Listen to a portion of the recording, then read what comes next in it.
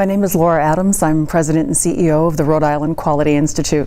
The Institute was formed about 17 years ago with a pretty grandiose vision of dramatically improving the quality, safety, and value of healthcare.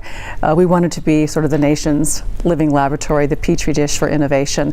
I'm happy to say that 17 years later, I think we can legitimately claim that mantle now. We're a great place for innovators to come and test ideas in an ecosystem, a small microcosm of the rest of the delivery system, and we're doing some pretty dramatic things for the people of the state of Rhode Island. Our most important accomplishment recently has been the ability to link disparate providers together with real-time care management dashboards. Unfortunately, in healthcare, all too often, the right hand doesn't know what the left hand is doing. A person can be admitted with, for example, an opioid overdose, and its opioid treatment center not know that their patient has been admitted, the primary care doctor not know that their patient was just admitted, and certainly family members and people critical to the safety net for that patient never know.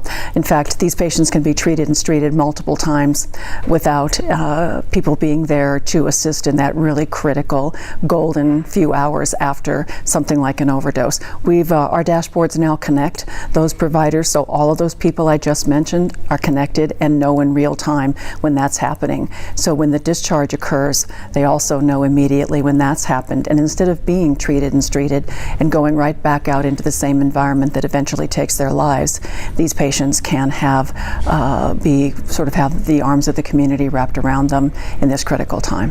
The need that's met by a situation like ours, where data is being shared across geographic, proprietary, and payer boundaries, where literally no one is withholding the patient data, that begins to build this rich and incredibly valuable database for things like understanding bioterrorism or pandemic, or that ability to electronically and effortlessly report things like Lyme disease. And so our ability to watch the population and not have to wait for the latest study to come out to tell us how we're doing in our own state, that ability to have almost a real-time finger on the pulse of the health of the population has so many advantages going forward.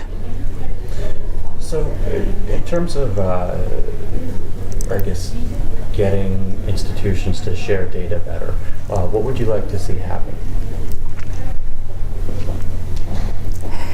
In terms of getting more widespread agreement from institutions to share their data, I guess what I feel is needed at this time more than ever is just an ultimate focus on the patient as the North Star.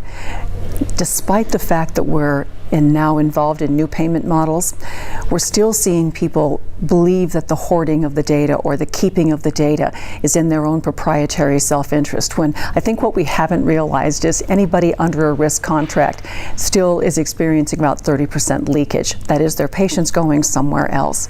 So it isn't even in their economic best interest anymore to hoard the data, and it's never been in the patient's best interest to do so. That ability for that patient's data to be liquid, to follow them in any emergent situation, even in a primary care situation, we're realizing is the business model for success under value-based contracts.